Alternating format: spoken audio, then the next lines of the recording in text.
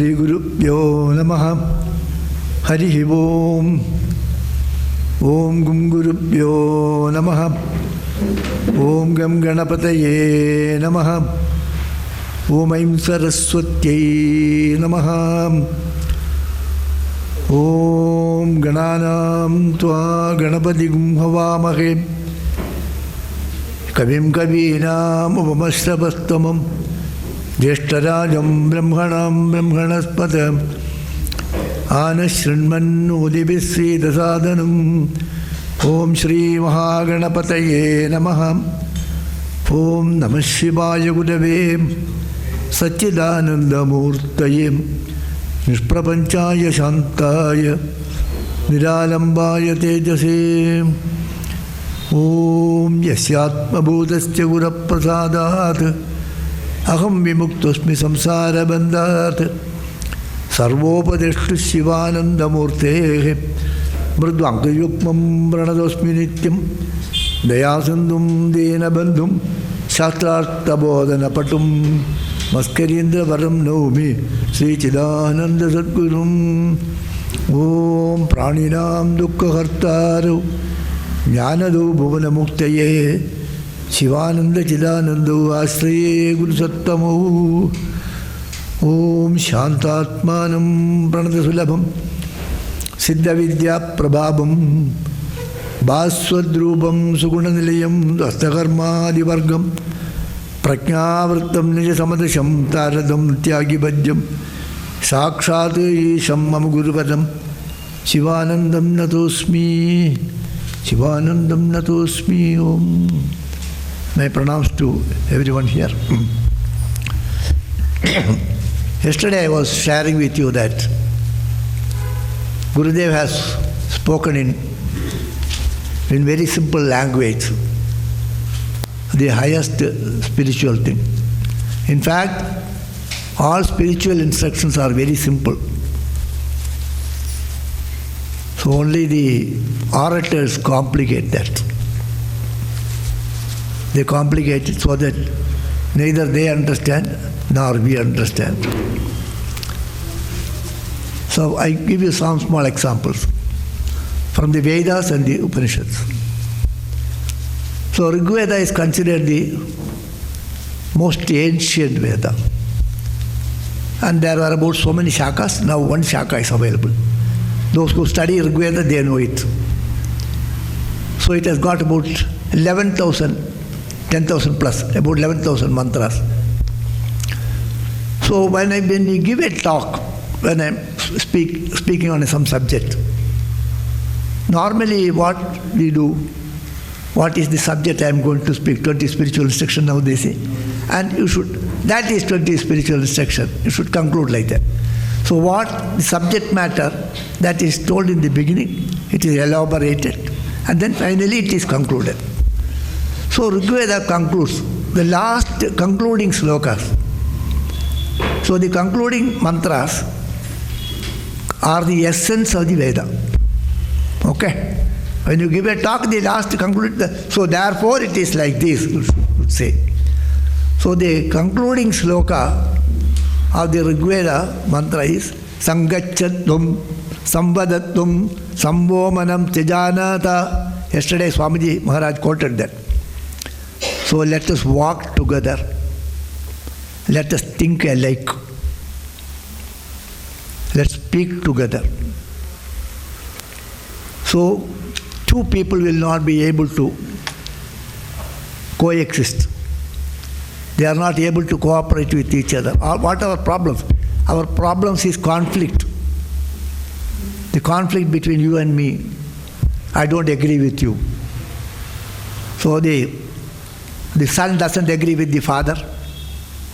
The father doesn't agree with the son. The man doesn't agree with his wife. The wife doesn't agree with his. So there is conflict. This conflict is our problem. What else is the problem here?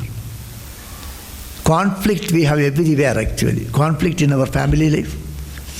Conflict in our social life. Conflict in our national life. And we have conflict in our own personal life. Our mind itself, there is conflict is there. And we have conflict with Bhagavan also. We suspect him, we accept him witness. So the reconciliation of that conflict is, he says, let us think alike. Let the man and his wife think alike. Let them speak alike. Let them walk together. Even our marriage ceremony is like that. I will walk with you. The 7 steps, you know. The Saptapadi, they call it as. They walk together. So like a friend, I walk together with you. That is marriage. So all this speaks about reconciliation of conflict. Is actually the Upadesha. The problem is actually conflict. So everywhere this is there. So there are so many mantras. I quoted one, then I give you another one. We have conflict, in family conflicts are there. So people think Veda speaks about big philosophy, Upanishad. Upanishad is there, but the normal Samhita portions, very, very simple mantras are there. Then the people who chant that also, they may not tell you about it. They may not know even the meaning. That's the problem. So we have conflict. So in our family there is conflict. The brothers will fight with each other. The Sanskrit word for brother is brata. Bhratrivya means enemy. So we consider our brother as our enemy. The one sister we consider our enemy.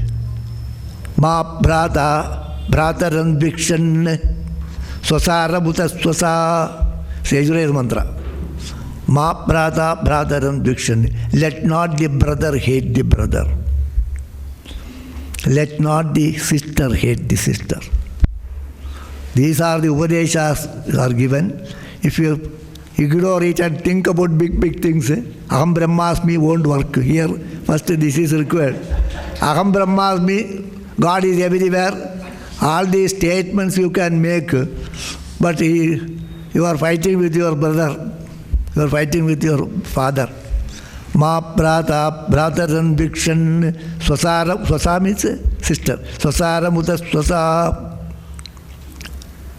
So they conclude, they say, Sangachatum, Samvadatum, Sambhomanam Sijanata. So the conflict is there. That internal conflict is there. So the external conflict is there, the internal conflict is there. So spiritual life is the reconciliation of this conflict. Even Bhagavad Gita is this actually. The conflict in Arjuna. He prepared for the war. And the crucial moment, he says, I don't want war, we will be killing all these people. If you know, then you know this earlier. 12 years they have been preparing. The war between the Devatas and the Asuras. Asuras and Devatas are brothers. The Pandavas and the Kauravas are brothers only. So war is always between them. Similarly, we have got war inside. So we have got 4 personalities. Spiritual life means what? Basically, he was a spiritual person. We are all spiritual people. And then we have got a spiritual, basically we are spiritual. We have got a body actually, physical body is there. So we have got a physical personality. Then there is a emotional, psychological personality, psychic personality. Then there is an intellectual personality. Then the spiritual personality. Spiritual personality is spiritual personality only. They have nothing to be done. The other things should be compatible with that. Now they are not compatible. They are conflict with that. Your physical body is in conflict with your spiritual personality. Your physical personality is in conflict with spiritual personality. Your psychic personality is in conflict with your spiritual personality. Your intellectual personality is conflict with spiritual personality. If this conflict is reconciled here, spiritual life is led here, not after death. The spiritual life is realized here, not after death you go to moksha, it's not there. Here, moksha here, very much here. So, all the spiritual exercises is only to reconcile this conflict actually. So that is told in very simple ways actually. Gurudev has put it in very simple ways only. He doesn't say big things actually. So reconciliation of all these things. So we have to adjust actually. The body has to cooperate with the spiritual personality. The mind has to cooperate with the spiritual, the spirit in you. The intellect has to cooperate with that. So that is actually dealt with here. It is very simple. So the 20 spiritual instructions mainly speaks about this only. First, get up early in the morning means why what? The first instruction given is Brahma Muhurta, get him at Brahma Muhurta. So it is not told by Gurudev first. It was told by whom? It is told in the Vedas. Sushacha me, Sudinancha, Shancha me, Mayascha me, that Sushacha me, Sudinancha me. Let this morning be a good morning. Susha, Sustusha. Susha means Sumangali, like that. Sumanas. Su is a prefix, auspiciousness. Usha means Ushatkala. Let this Ushatkala means early morning, just before the sunrise. Let that be a wonderful morning for me. Susha cha me. Dinam, you understand? Sudinam cha me. Let it be a wonderful day. So every day you should think, let this morning be a wonderful morning for me. This day be a wonderful. This is a Veda mantra. Every day you say good morning. This good morning, you don't know, it is not your creation. It is there in the Vedas. Then the next is Ramayana. Ramayana, Vishwamitra takes this Ramachandra and Lakshmana to the forest for this, to kill the Tataka. So what he says first, they slept first day, they sleep outside their home in the forest area. Vishwamitra was also with them. Then he wakes up them. Kausalya Supraja Rama. It is not Tirupati Suprabhada. It is Valmiki Ramayana. Kausalya Supraja Rama Purva Sandhya Pravartade Uttishta Narasardura Kartavyam Deivamannigam. So he wakes up. Let that be wonderful. Kausalya Supraja Rama Purva Sandhya Pravartade Uttishta Narasardura. Hey, Narasardura, wonderful person. You please get up. It's a wonderful morning, he says. So Gurudev says, get up early in the morning, do little meditation. What Vishwamitra has told, what the Vedas says, that is only told here. Small things. We should not disturb anything here. It's all told in the Vedas. Now we talk about pollution. Don't do this, don't do that. Don't pollute water. So there's a Veda mantra which says, Napsushti Veda, don't spit in water. Don't spit in water. Because those days, people used to take bath in the rivers. So when you take a dip, water will enter into the mouth too. So what they will do? Even the swimmers, those who are going for swimming, they will do this. Don't spit, don't pollute water. Apa pavitraha, agnina putaha. Water is pure. Water left itself is most pure. And don't disturb that. Do you know how water is purified? Do you know? Anybody knows? Water is purified not by any of us. Only unwanted things we remove. What we have put in, that we remove. Suppose if you put paper, everything, that we remove that. Afterwards, water have chemical impurities, other impurities. It is cascaded. It will flow down. When it flows down, it will absorb oxygen from the atmosphere and it will automatically get purified. We are not doing anything. The coagulants and all are added. What we have thrown into that to collect it and remove that. The purification takes place naturally. Nobody is doing anything.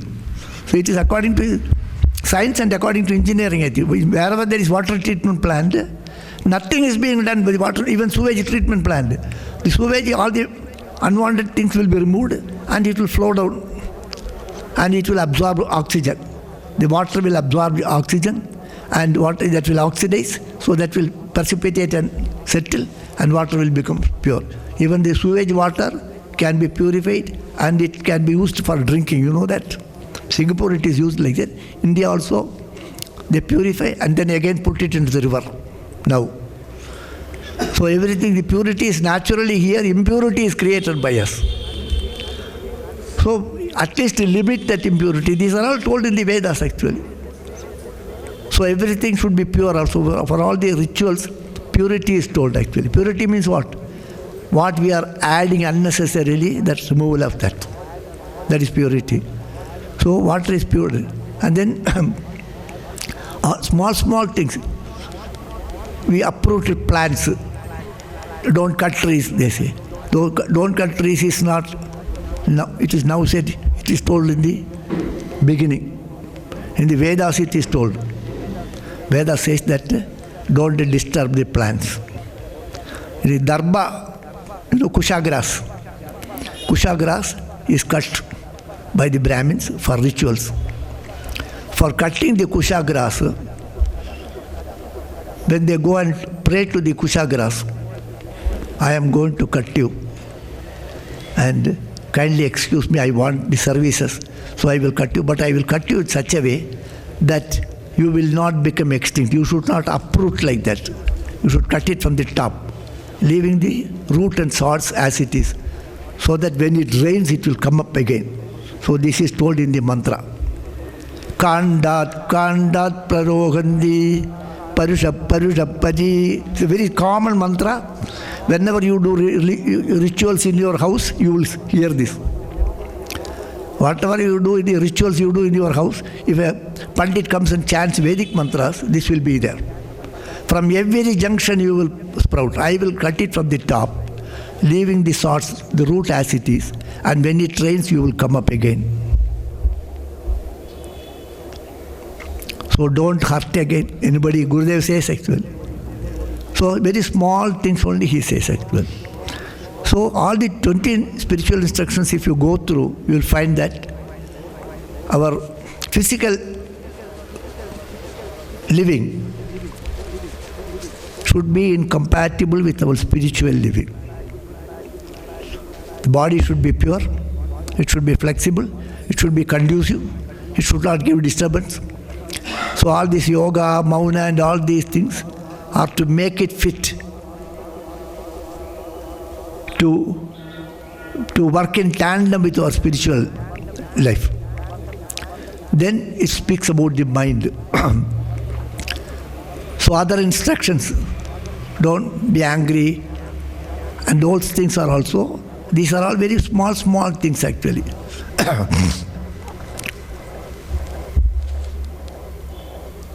When we do wrong things, papa we do, wrong things we do. What is wrong thing? What is papa? Disturbing the other person. Disturbing the other person is papa. Suppose if you, today, food is there for everybody, so you go and eat, no, nothing will happen. If it is only one man's food is there, then if you take it away, you are depriving the other person. Only when you disturb the other person, then it becomes papa. Otherwise not papa. Okay. So there are instructions that don't disturb the other person. First instruction is don't disturb the other person. We find a lot of instructions like this.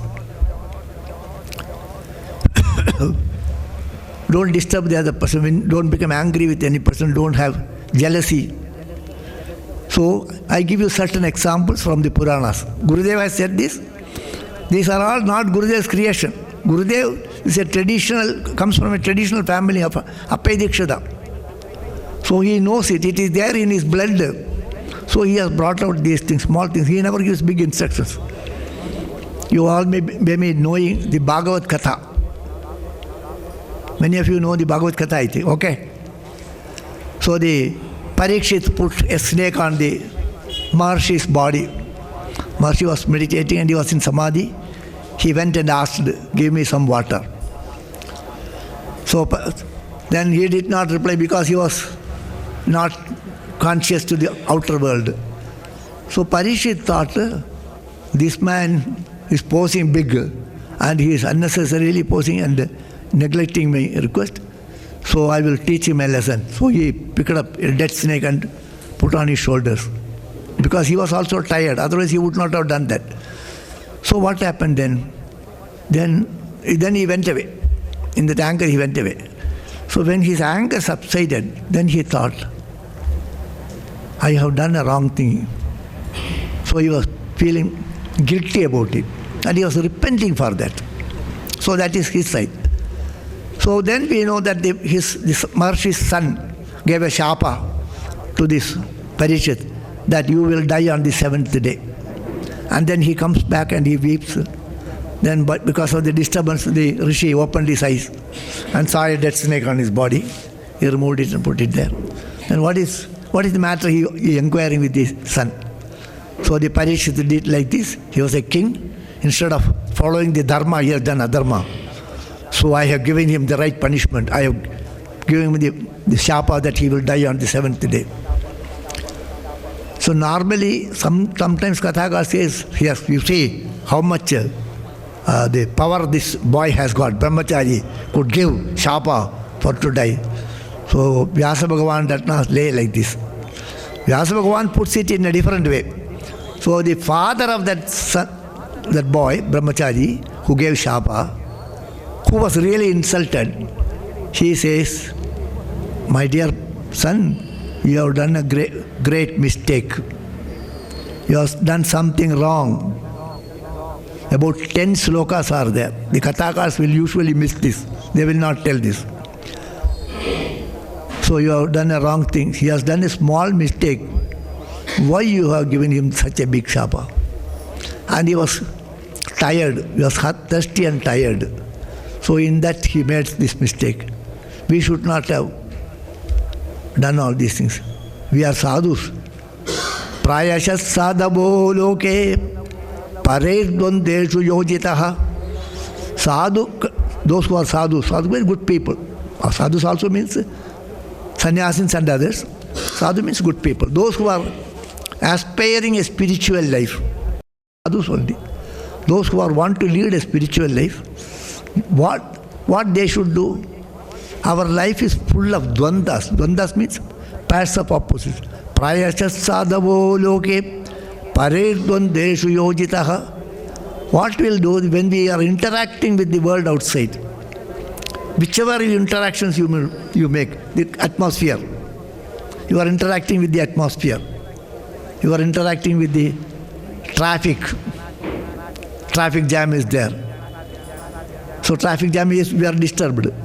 When the weather is sometimes cold, sometimes hot, we are disturbed. So we are interacting with our people. So we are interacting with everything here. We are interacting with this atmosphere here. We are interacting with the people here. We are interacting with the other natural things here. We are interacting with the tree, the plants. You see a nice rose plant. You see a rose. It is beautiful. You become happy. Something else happens. You try to plug it. Then the thorn pricks you. Then you become, hey, thorn is there. So it pricks you. You are pained. So when we are interacting, when we are living in this world, we are interacting, continuously interacting with something other. And all these interaction brings about dvanda. Dvanda means pairs of opposites. Either it makes you happy or it will make you unhappy. Sometimes it is neutral. Generally, it makes you happy or unhappy.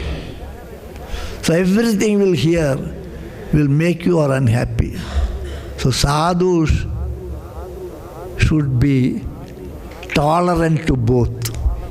They should not be agitated neither they should not get elated too much, nor should feel bad about the other things. A moderation is required. Now in the business administration, these are all told in it up with the new cups they give, new bottles, they will present it actually. This is told in the Bhagavad Sloka. I'm quoting Bhagavad Sloka. Prayashasadabo loke paredvandeshu yojitaha navyatanti natushyanti. They never become too much elated, too much happy, nor too much. Naturally, little happiness, little worries are okay, but not between that. It's not unavoidable, you know. So I say, you are a wonderful person. Yes, Swamiji. Thank you, Swamiji, you say. Oh, Swamiji said too much. And then if you become too much attached to me, or then you are carried away by that, means you are, sometimes I may be doing that to exploit you. That we should be. And sometimes you are quarreling with you. That also you can take it easy. So Gurudev says all these things, adapt, adjust, accommodate, moderation in everything. So if you see that, all these instructions are for day-to-day living here. It is not something for spiritual, something separate from, devoid of, it is separate from this, distinct from this worldly living. It is what we do here. So every activity should be spiritualized. So when we are interacting with anything, to what extent we are carried away by that? Whether it is influencing our mind. Somebody will make us happy, somebody will scold you, somebody will do something which you don't like. Then we should be able to tolerate that. If you are not able to tolerate that, you can't be successful in the secular world also. So success in the secular world is also a part of success in the spiritual world, provided it is in the dharmic way. So small things it is told. So these small things throughout the scriptures you will find. So I give you a few examples. Now I told you one thing. Now I tell you all the stories which you know. And these stories are there. This whatever I say is from the scriptures. Scriptures I quote, it is not my own personal thing, or I take it from other sources. Okay. So now you know the story of Dhruva story. Dhruva was a small boy. In 6 months he realized God. All these things are told, it's all true. But before realization, what it happened? How it happened? What advice Vyasa Bhagavan gives in those things? That we will see. So Dhruva was a small boy. His mother was not cared by this father. Father had another wife and he was more fond of her. And he was one day sitting with her and with her son on the lap, Uttama. Then Dhruva wanted, his brother is sitting on the lap of the father. I also want to sit. So he wants to sit on father's lap. So he goes there. Then the stepmother doesn't like it. Hey, you can't come here. You get away from here, he says. You can't sit like that, she says. So and then he pulled her. Then he became very angry. He was hurt. He wanted to sit on the lap of the father. The stepmother did not allow that. And you can't do that, he said, and it scolded her. So he was very hurt. And then he was weeping and biting his lips. He comes back, he runs back to his mother. So the mother already heard that this has been, she was not in that, she was not there, she was elsewhere in her home, but she heard through sources that this boy was insulted by the stepmother and he is coming back. So she was pained very much. When the son is insulted, mother will be pained. Naturally she was pained very much. So she was looking and he saw the son coming. When she saw the son coming with anger and hatred, he thought, this will cause more damage to him than the words of that stepmother. Her first thought was, it is in the Bhagavad. The original slokas are there. Normally Kathakas will skip this because they don't have the spiritual ideas. They want to say something else that they catch. That's okay. So mother saw that and then she finds this anger and hatred which is seen in this tender age in this boy will cause him more damage than the real one. So she first said to him, then she says, first she wants to say, don't be angry, don't think anything bad about your stepmother. So that was the first advice she gives. Ma amangalam tada pareshu mamsta bhungte jano yad paradukkadastat. Ma amangalam tada pareshu mamsta. Don't think anything ill of your stepmother. Stepmother, she said, doesn't say for others. Don't think anything bad should happen to other people. Don't think ill of others. Bhungte jano yad paradukkadas, because you are subjecting yourself to that pain. Before you inflict pain on others, the moment you want to inflict pain on others in your mind, you are inflicting the pain on you. So don't do that. Ma amangalam tada, ma amangalam. Amangala, you don't think. Mangala, you think. You think something auspicious for others. Don't think something inauspicious for others. Why? Because you will be inflicting that pain on you. Bhungte jano yad paradukkadastat. Then she says, she has told you something good. Why don't you accept it? She says, the stepmother says to him, to Dhruva, if you want to sit on father's lap, pray to God and be born of me, she says. So she said something good. Pray to God, she said, that you can accept. Uttishta tattada vimatsarastum uktam samatra abhyada avyaligam aradaya adoksha japada pangajam yadichase adhyasanam uttamo yatha. So,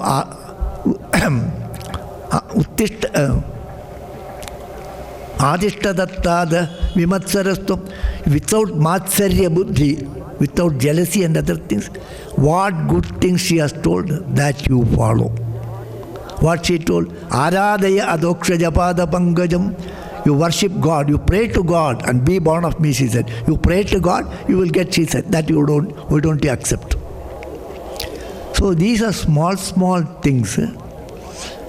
You will find it throughout in the Upanishads, is also there it is.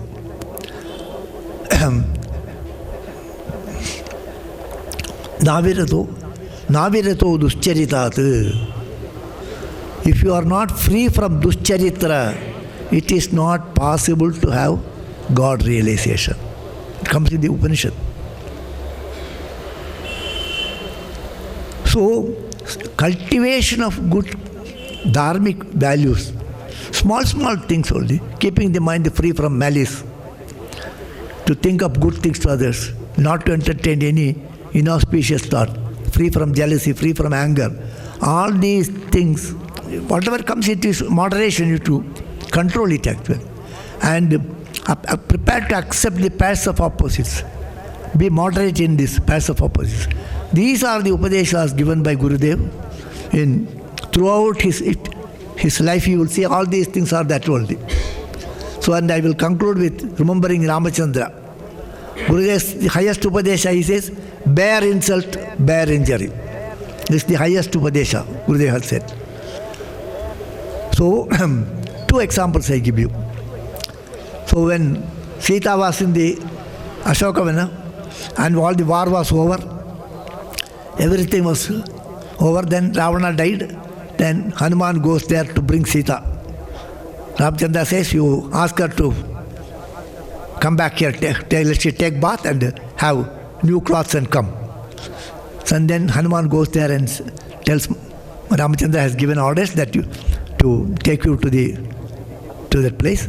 So you get ready. Then he says, some of these Rakshasis have disturbed you and they have scolded you and disturbed you. You tell them, I will punish them, he says. Then no, don't do any of these things. They were all under orders from somebody. Why should you punish them? Na kaschit napadatyati. Nobody is free from errors. Nobody is free from mistakes. Everyone is liable to make some mistakes, and it is we have to pardon them. It is not good for us to punish. So that is the words of Sita. And then Ramachandra's own history I tell you. So Ramachandra was asked to go to forest. He was on exile for 14 years, that you know. Kaikeyi got the boon from Dasharatha that Ramchandra will go to forest for 14 years and Bharata will rule this country. So, although Dasharatha did not declare that way, because he has given the boon and he has to accept it. So he kept quiet. Then Kaikeyi himself tells Ramchandra that he has given these 2 boons. I have asked for these things. So you go to forest, he says. So he goes for forest. So much against the will of all the people. Everybody was against that.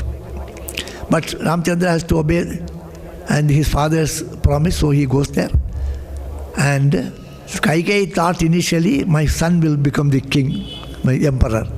But when Bharata comes, he was not willing for that. He was against it. He found that mother has done a big mistake. He scolded her mother, scolded his mother. And then he said, I will not going to accept, I will bring back Ramchandra, he says. Then when Kaikeyi found that this fellow is not interested, then whose sake I got this? I got these boons for his sake, and that fellow is not interested. And he is very sad. All right, you be happy, whatever you want I will do. Then he says, I will bring back Ramchandra. Yes, you bring back, I have no objection. I will withdraw my boon, he says. So, but by that time, Dasharatha is dead, no more. So then they all go, including Kaikeyi, go to Ramchandra to bring him back. So that story, and then they asked Ramchandra to come back.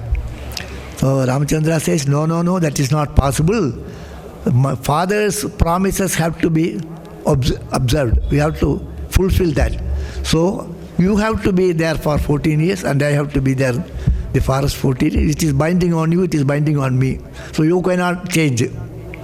So finally, Bharata, although he was not willing, he accepts. So then he takes the Paduka and goes away. Paduka, Pattabhishekam and all these things we do. But do you know what was the last conversation? Anybody knows the last conversation? So all conversations were there. Bharata wants to convince Ramchandra to come back, including Vasishtha also tried, all failed. So what was the last conversation? Ramchandra says, you go and be there for 14 years and I will be in the forest for 14 years. The last conversation is, reluctantly, Bharata takes leave of Ramchandra. So Ramchandra has to say some words, last he is going. So suppose if in your home, your son or somebody is traveling somewhere. So he has entered the car, he is seated in the car. What will be your last word to him? I ask you. Take care of yourself. Okay? So something. Be careful. Take care of you. Careful. Be careful, you will say. Likewise, who said what? That is the question. Rama says to Bharata.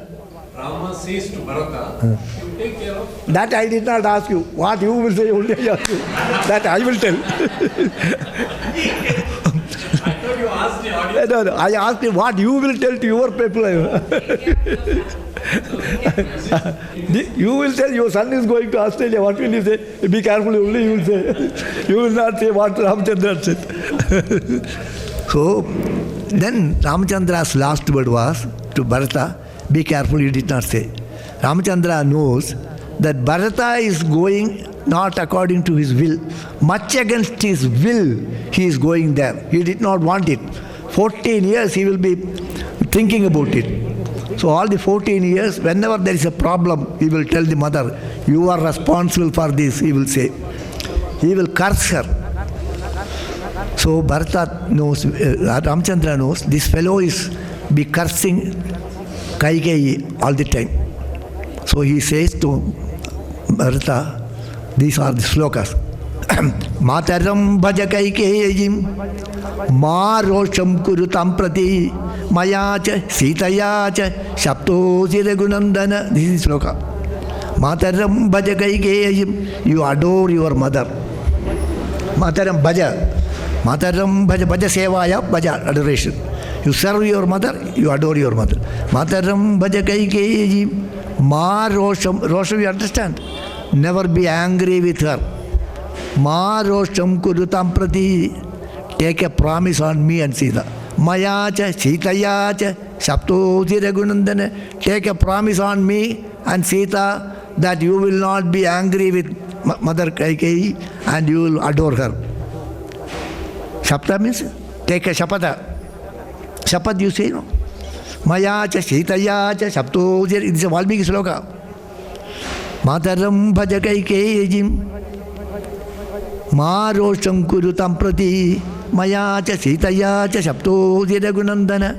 Then Bharata goes, after 14 years, when Ramachandra returns back, then Bharata speaks the first word.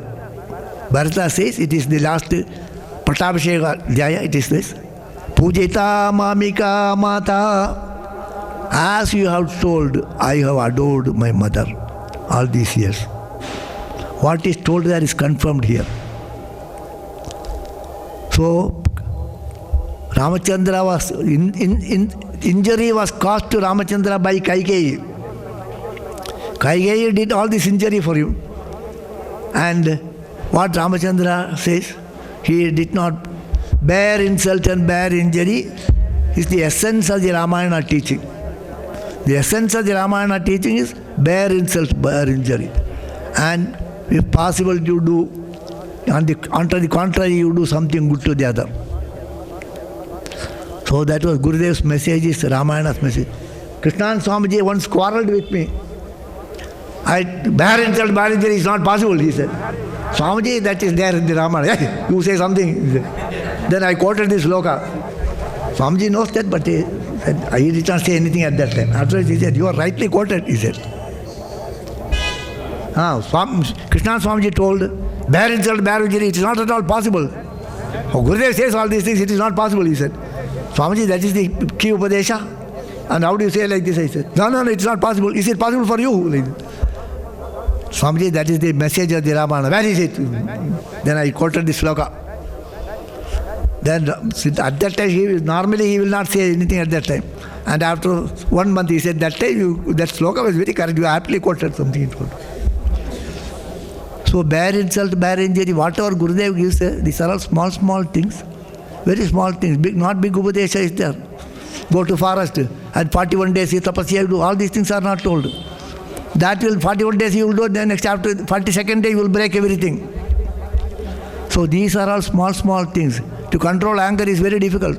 If you can control anger, you can conquer the world. And these small mantras are there. Daily mantras are there. The Brahmins have to do Sandhyavantana. Sandhyavantana every day, morning, noon and evening. And there is one mantra is there, very small mantra. It is called Kamo Karishit, Manjura Karishit. Naham karta kamah karta.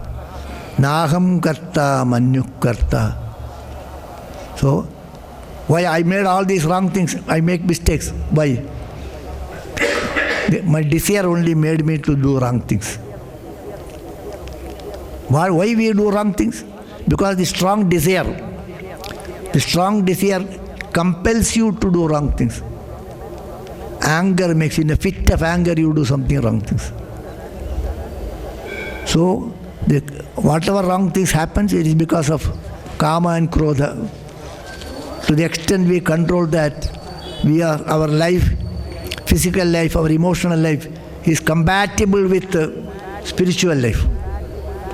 So that is what is told here. That is what Gurudev's Upadesha in the 20 spiritual instruction. I think it is 12:20. I will stop, I think. Shiv Prasad ji. Hari Om. I will conclude, okay? I will conclude this. A few minutes. You kindly go on. I cannot go on like that. They can ask me questions now. Anybody wants to ask me questions, you can ask. Bear insult, bear injury, highest sadhana. I have seen that, that's why I told you. You can take the next one. No, now I will ask them questions. Okay. Anybody has questions, sir? But I already told so many things. Sir.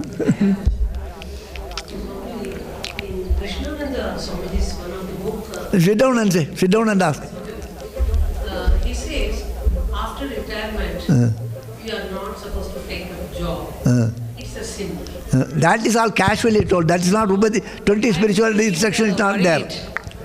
I am feeling because I am re-employed even after retirement.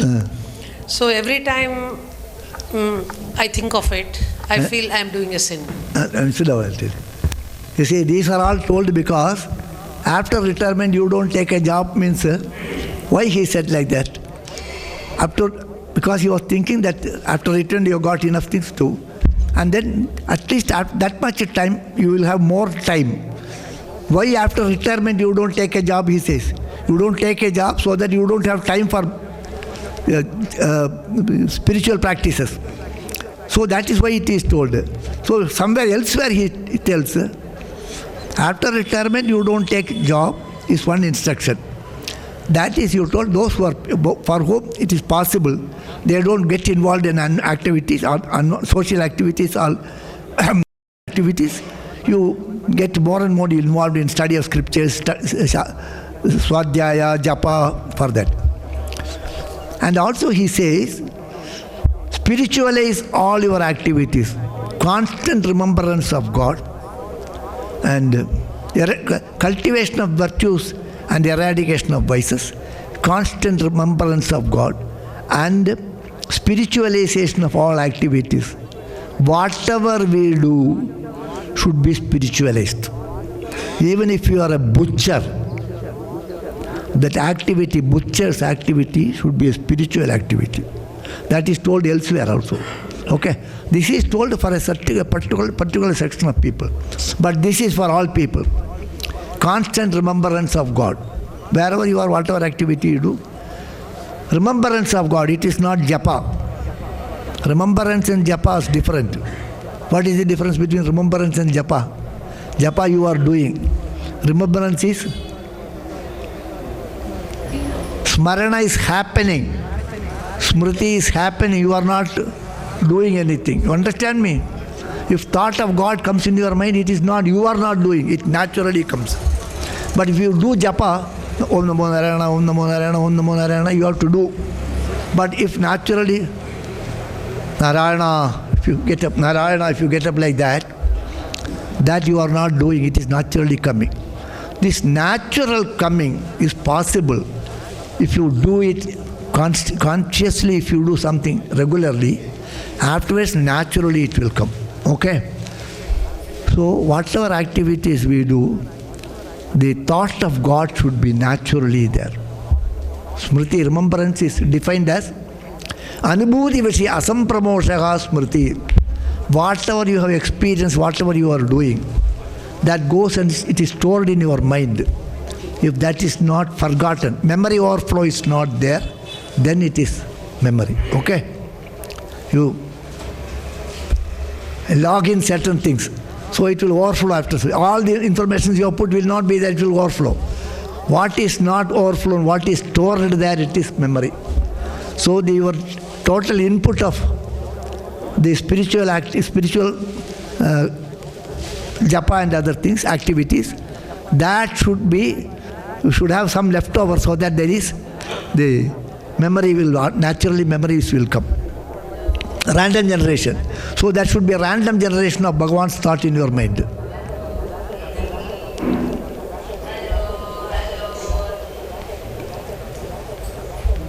Oh. So I think I have answered your question. Huh? My humble process. Okay. What is the measuring rod of? What is the measuring rod of spiritual progress? You have to measure yourself. You will know it. Nobody can give you a rod. That won't be correct. You know whether you are spiritual. If your mind is naturally thinking about God, you are spiritual. If the mind goes elsewhere, it is not spiritual.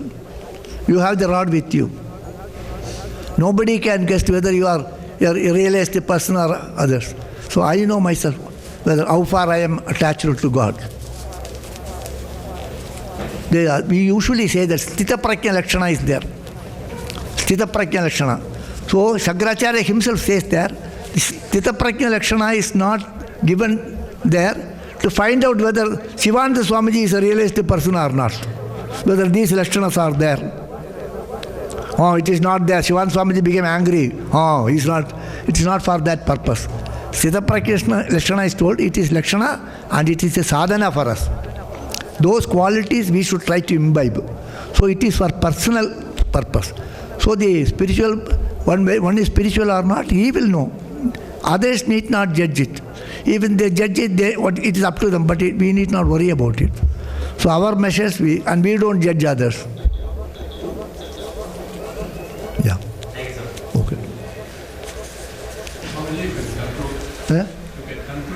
That is why I was waiting for your order.